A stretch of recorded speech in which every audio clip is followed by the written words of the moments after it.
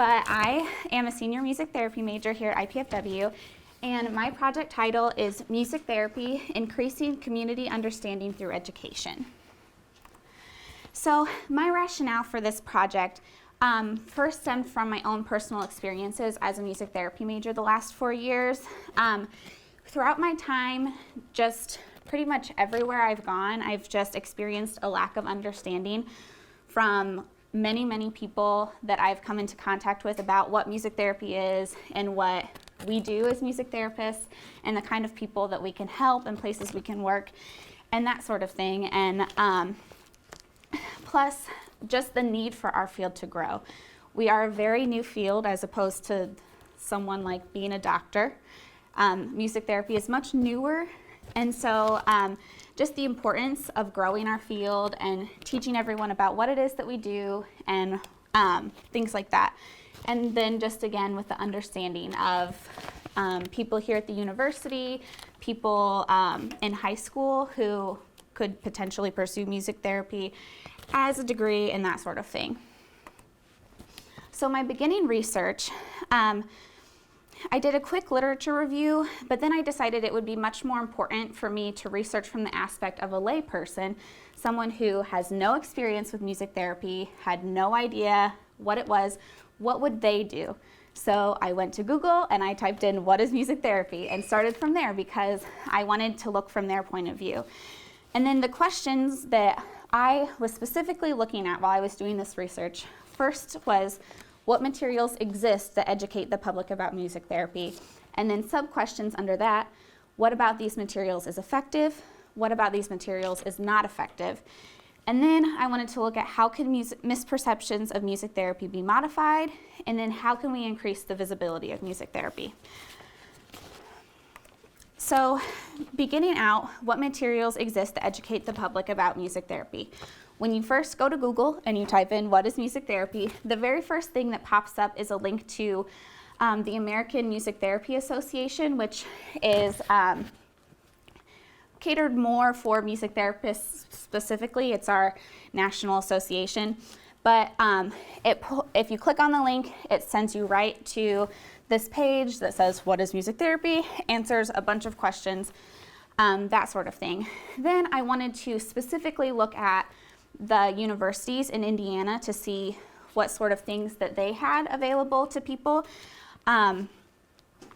IPFW just had Dr. Jackson and Professor Farlow's contact information, our two music therapy teachers.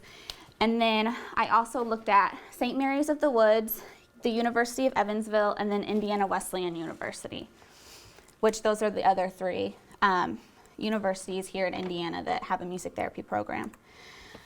So next, looking at what about these materials is effective.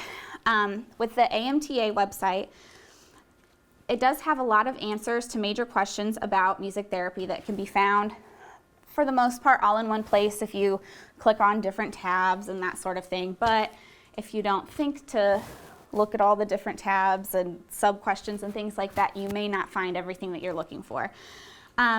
And it is mostly written in a language that everyone can understand, even if they're not involved in music therapy. So that was pretty good on their part as well. With IPFW's website, it gives contact information, which is important. So if anyone had any questions specifically for IPFW, but I'll get back to that later. And then with St. Mary's of the Woods, they included a basic explanation about what music therapy is and why it is beneficial right at the top of the page. And another thing that they had was pictures of students and a link to a music therapy blog that was done by students and faculty members and that sort of thing. With the University of Evansville, they also had a basic explanation of music therapy, and then they also included right underneath that basic information about what music therapists do. And then they included in-depth examples and explanations of what a music therapy degree entails. So then with Indiana Wesleyan, which, just as a disclaimer, they have a very new program, but they also had the basic definition, and then they also listed a specific list of classes and links for potential students, so that way they would be able to know exactly what they were getting themselves into. And then I another important thing was, what about them is not effective? And this had a very big play on what I decided to do. So at the AMTA website, there were no real-life examples or stories about music therapy from anyone. And then the focus with their website is more on membership to AMTA as a music therapist, rather than someone wanting to educate themselves about what music therapy is. And then it's just hard to include everything that music therapy can do, who we help, where we work, that sort of thing. It's hard to include that all in one place, which is why they have all the different tabs, which could be very confusing. If my grandma tried to do that, she would get lost in 5 minutes and just give up. So something like that. And then with St. Mary's of the Woods, again, no real life examples or stories. And then it was designed more to get students to apply to St. Mary's than to educate about what music therapy is. University of Evansville, and again, no real life examples, designed more to get people to apply. And then with Indiana Wesleyan, they had more of a focus on the classes that the students would be taking. They did a really great explanation of explaining what their classes were and everything, the list that you had to take everything, but not really about music therapy itself, and again, with the no real life stories. So then I wanted to see, how can the misperceptions of music therapy be modified? My biggest thing is including real life examples. And I thought maybe we could include parents whose children receive music therapy, co-workers of music therapists, and even music therapists themselves, just explaining why this field is important to them. And then I also wanted to include that a clearer explanation of what music therapy is can also help with those misperceptions, because a lot of definitions are very wordy, very long, and someone just trying to get a quick answer might get a little lost in that. And then lastly, how can we increase the visibility of music therapy? So first off, giving the admissions and music offices detailed materials to share to potential students, giving presentations out in the local area, and creating a more informative website here at IPFW. So my next step was where I looked at my research and what I found and figured out how to make that into the service aspect of our project. So from there, I contacted area music therapists about receiving quotes from them and other professionals they work with, or parents of their clients, that sort of thing. And with that, of course, came release forms so I could use their words out in the public and that sort of thing. And then I wanted to create materials that would be available to the music office and admissions, and that I could take out with me giving presentations and things like that. So the music therapists that were so lovely to help me and work with me here was Kim Lloyd, who is actually one of my supervisors throughout my practicums here at IPFW. Really wonderful. She is actually a music therapist at Lutheran Hospital doing amazing things there. And then she helped me to get a quote from one of the nurses on staff in the children's hospital and one of the child life specialists that also works in the children's unit. And then another music therapist was Shauna Rupert, and she is a music therapist at Gentle Rhythms, which is like an independent music therapy company. And she helped me get a quote from one of her parents of a child that receives music therapy from her. And then the last one was Emily Parr, and she's a music therapist at Visiting Nurse, which is like a hospice center for anyone who doesn't know. So the biggest thing that I wanted to do was create brochures, because they're quick and small, but they can be very, very effective. It's the easiest way that I think to get information to a lot of people, but all in one spot. So these I passed out at presentations, which I'll talk about in a little bit. And then eventually, here very soon, they will be both with Dr. Jackson and in the music office in Reinhardt, and then also in the admissions office. But I ran out of printing ones, so we're gonna have to print some more, but I guess that's good because people liked them that much. But I'm gonna start out with passing some of them out just so you guys can look at them here real quick. If you just wanna pass them out, and then here's the side for you. But all of the pictures, both that I used in this slide and in the brochures, all came from our IPFW music therapy program over at the Dolnick Clinic. So it's very personalized to us, which is wonderful. So right when you open it up, it has a definition of what music therapy is, and then right next to it, it has the educational requirements of what it is to be a music therapist. Because the biggest thing that people, especially prospective students, is it is a 4-year bachelor's degree, but then on top of that, you also have to do a 6-month internship. So music therapy at its core is a 4.5-year program, because you would be a little crazy to try and get it done early. I tried to do that and I wouldn't recommend it. So there's a lot of classes to take because you aren't just taking your core music classes, you're also taking music therapy classes and then all the general education requirements that we have to do here at IPFW. And then when you open it up the rest of the way, I included who benefits from music therapy and then where music therapists work, because those two things are another big hot topic especially for high school students thinking about pursuing this career, because a lot of people may think, oh, music therapists would only work with children with special needs. But really, as long as there's an interest in music, music therapy can help anyone, whether it's a child with autism or a middle-aged female just struggling with handling her stress and that sort of thing. And then what really makes these brochures special, in my personal opinion, is that they include 2 personal quotes. And one of them is from Chris Miller, who is the parent of a child receiving music therapy. And I don't want to do like story time, but I just want to read these to you real quick. But she said, "Music therapy has created a whole new avenue in expressive language for Megan. She loves to sing, play, and learn about instruments, all the while incorporating her physical and social goals in the music therapy process.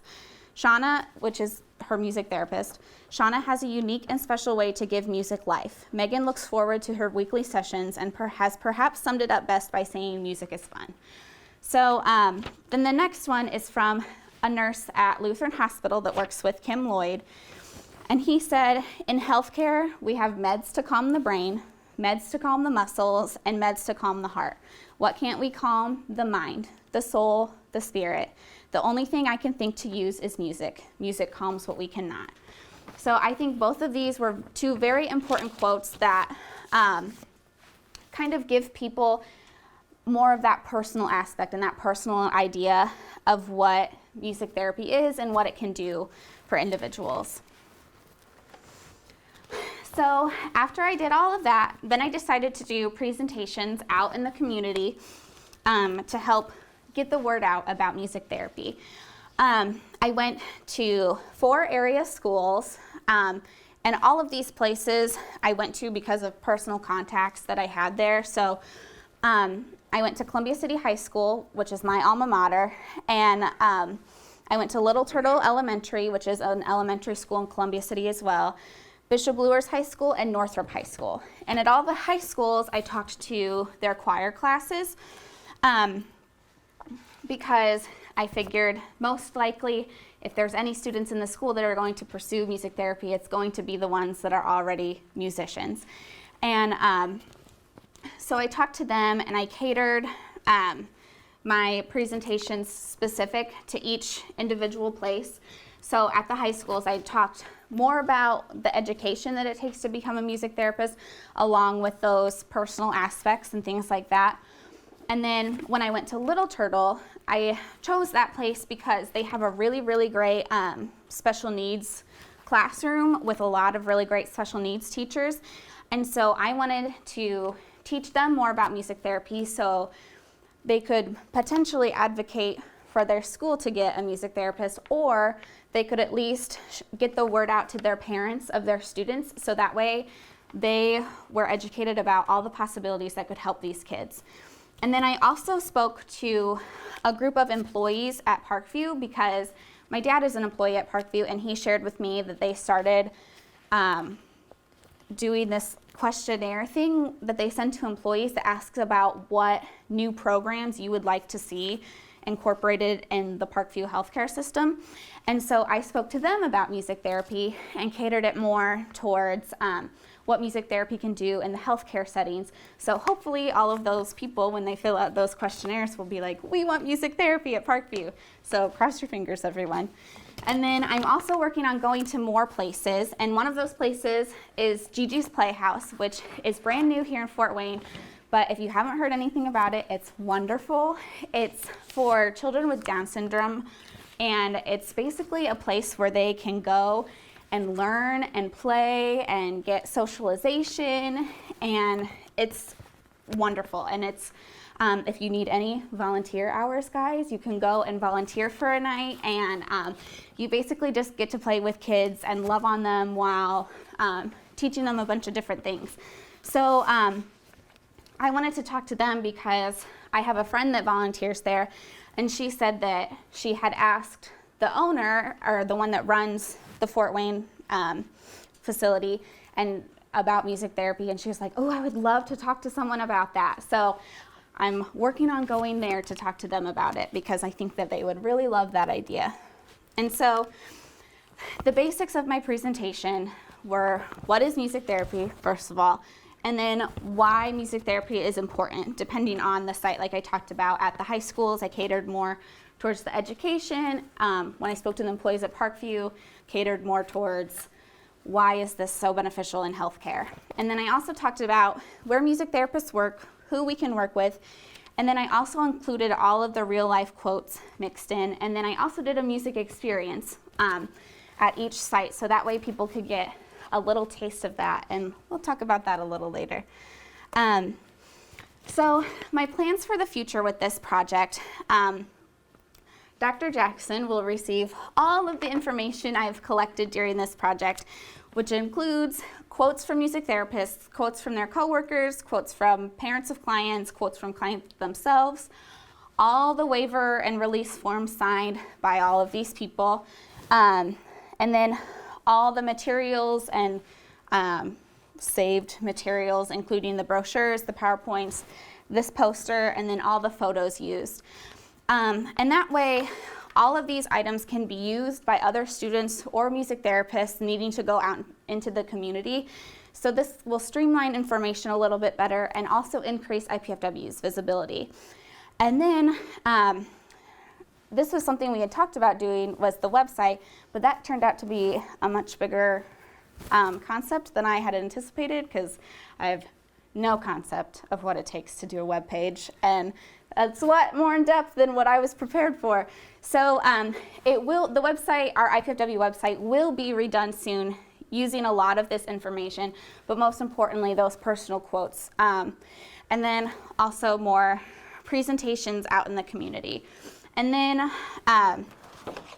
just in case, so you're not wondering what this poster is, this is what we decided to do to kind of get all of the quotes that I received while working on this project all in one place. And so it gives a little bit more of a personal aspect to the presentations, being able to take this poster, and then hopefully it will be up and available with Dr. Jackson, and she'll be able to do how she pleases and get the saved document and everything like this. But it's several different quotes, but then in the black lettering are what I think are the very important aspects of their quotes. So this first one from Kim Lloyd says, as a music therapist in a hospital, I am honored to assist in the holistic healing process through music. And so each one of those has those very special moments in their quotes. So if you want to look at this a little later, feel free, just ask me or come up and look. It really doesn't matter. Okay. And now I would like to do a music experience with all of you, or several of you. So if I could have like 4 or 5 of you that would be willing to. Yes, Seth, come up. Anyone? And then come up and choose an instrument of your choice from this lovely bag. There's lots of drums. What is this? There's shakers. I'll just grab that. Perfect. Maraca. You can use the xylophone if you want. Okay. Yeah, why don't you come over here and we'll just all stand together. Okay, so what I'm going to do with them today, just real quick, and I'll explain more afterwards, but this is something that I might choose to do with a group of kids in the special needs room or something like that. So be thinking about that while we're doing this. So what we're going to do is we're going to work on the concept of feelings. So on your instrument, let's first start out, let's play our instruments in a happy way. So, however you feel is happy. Okay, now play it in a mad way.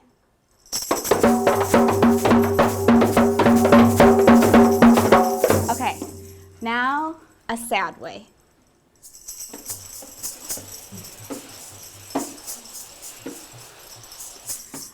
Okay, now since we're all college students, let's play it in a stressed way.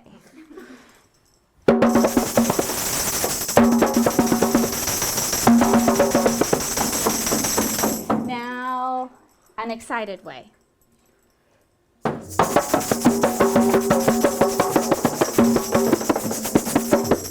Okay, now what we're going to do is we are all going to just do a steady beat with one another, so just start like that, and then we're going to go down the line, and I'm going to have each of you do a little solo about how you're feeling today. So we're going to start with Andrew. So you can use any of the examples that we just did, or you can do something completely different, but don't say what you're doing. Don't say it. Don't say it. In a minute, we'll talk about it, I promise. So whenever you're ready.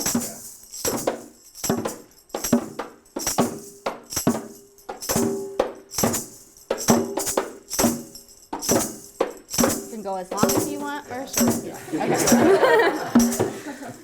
Okay. Okay, Maddie.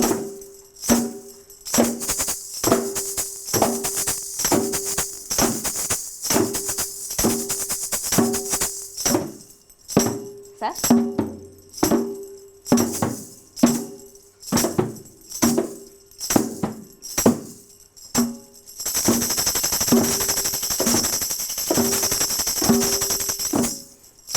Okay, now I want you to go down the line and say what you just played. Oh no, it's my first time.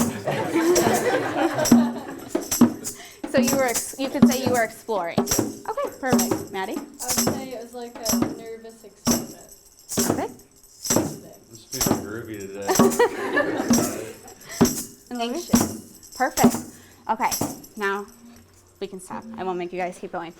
But so, and you guys can put your instruments away and go sit back down. Thank you so much for helping me. But what I would do in a classroom or in a group of children with special needs, that sort of thing, by doing an experience like this, they are communicating through the music process. So it helps a little bit to give examples of playing together, of what sorts of feelings that we're working on and that sort of thing. But then, like Seth said, he was just feeling groovy, so he just picked that out of thin air. But this sort of gives the kids a chance to put their feelings out there without necessarily having to say it. And I had them say it just because. But depending on a group of kids I was working with, they may not have the capabilities to do that. So this gives them the opportunity to play it like this. And even if they don't say, well, I'm feeling really mad today, because most likely a child with autism is not going to say that to me. But if we are doing an improvisation or a music experience like this, and they are just banging on this drum like there's no tomorrow, I can pretty much guess that, okay, there's something going on. He is not happy. We need to work through this throughout the rest of our music time. So that's just a little taste of it for you guys, and that's something that I did out in the presentations as well, so people could get a little bit more of a real life example of what we could be doing. So here are all my references and everything, all the websites, and now questions.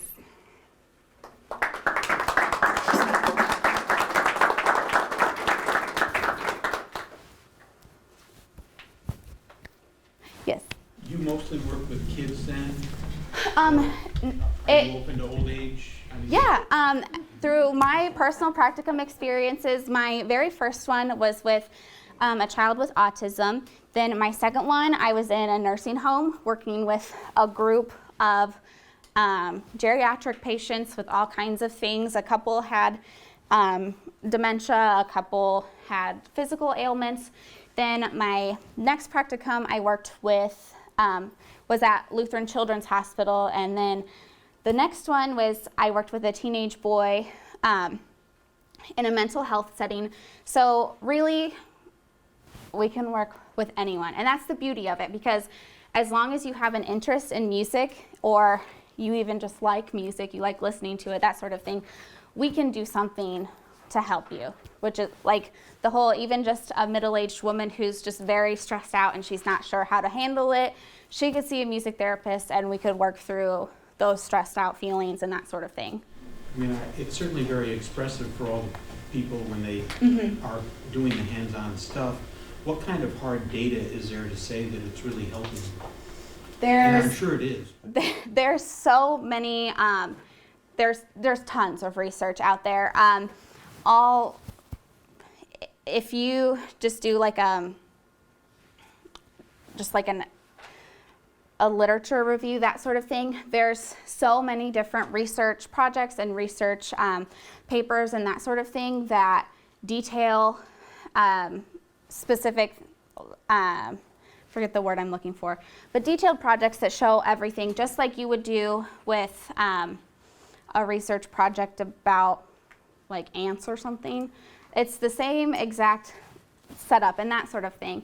It's just a little bit more personal because of the interaction with people, but we have quantitative research, we have qualitative research, we have peer-reviewed journals and things like that that have a bunch of this research all in one spot and that sort of thing. And they do brainwave patterns and things like that. Yep. Yes. So my background is in communication, and you made a rhetorical choice that I'm really interested in understanding why. So you're trying to dispel some of the myths about music therapy and educate people about what it is. And you said you feel that real life examples are the most effective. And that's a choice. I mean, obviously there are lots of ways you could go, but you could present the research, you could do this, you could do that. Tell me why you think real life examples are the most effective way to get your idea across. I think they are one of the most effective ways because it gives people more of a human relation to it. So when I can spout facts at you all day long about music therapy, and I can tell you, well, this study says this study says this, this professor of music therapy said this, but if I read you a quote that says from a nurse who has their college degree, works with a music therapist every day, sees their patients every day, when he says, there's just some things that what we do as nurses and doctors just cannot do that music therapy does. That has a much greater chance of appealing to you just as a human being than me spouting all of these percentages and facts to you. Does that answer your question? It does, and I also think that it's a good rhetorical choice because if you're looking for a therapist, it means there's probably an issue. And when there's a problem, we don't necessarily want to be hit with all the logic, although that's important for decision making. We want to be reached, and I think the choice you're making is more likely to reach people in those situations. I saw in the program that you're gonna go to the VA hospital and get to do your internship there, and I volunteer there all the time, so I kind of get why that it would be important. But what kinds of things would you do with those types of people, or how would it be different than like what we just did? Okay. Well, what I'm really excited about with the VA is that I'm going to get a very well-rounded education while I'm doing my internship there. And because I'll get to be both at the Marion VA Hospital and here in Fort Wayne, I will be able to work with, especially here at the outpatient clinic, a lot of chronic pain. A lot of veterans suffer from that, from old injuries and things like that. PTSD and other mental health issues, we'll be able to work with those kinds of patients. Hospice patients, because even some of the more like nursing home areas of the hospital, they've got a lot of hospice, that sort of thing. So there's a lot of different things, even within one setting, that we can do. So, and that's why I'm really excited about it, because I will get to have a lot of different experiences, because it's going to be pain management, mental health, hospice, geriatric, all kinds of things. So, Caleb? Just to clarify, the brochures, the intended recipient of those, would that be somebody who's looking to join the program? Because I noticed that there's plenty of information on why music therapy is helpful and beneficial, so it seems like it would be for somebody looking for treatment, but it also seemed, you pointed out the university. And that's kind of why I did them the way I did. I wanted to make them as well-rounded as possible, so that way they could be helpful to pretty much anyone, whether it was a high school student looking to pursue music therapy, someone interested in treatment for themselves or for their child or family member, or just someone who wanted to learn more about it. So that's kind of, I wanted to include a little bit of everything in those brochures, so that way we would have one streamlined thing that we'd be able to hand out to people, instead of having to go, well, are you a high school student wanting to join our program, or are you a parent who wants to pursue music therapy for your child, that sort of thing. So tried to streamline them as best as possible. Anyone else? Okay, thank you guys.